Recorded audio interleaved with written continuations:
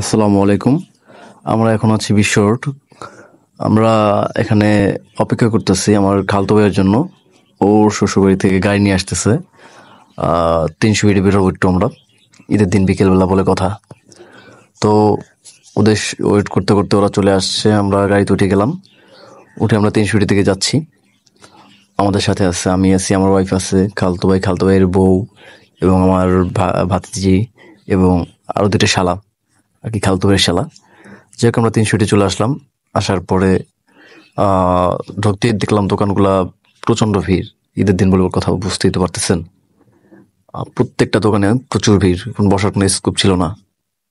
তারপর কিছু দোকান যাও খালি ছিল, তাও ওখানে আবার খাবার নাই। তা ছিল শুধু হাঁসের মাংস।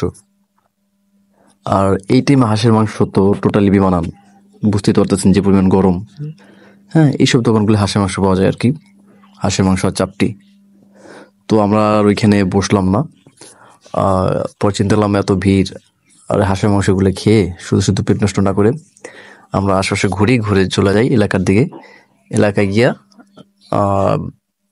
ফাস্টফুড আইটেম যা আছে ওগুলো খেয়ে নিই। পরে আমরা এখানে আর কি এই রাইডগুলো আমরা নিলাম। রাইডগুলো নিয়ে আস্তে আস্তে এখান থেকে বের হয়ে চলে গেলাম এলাকায়।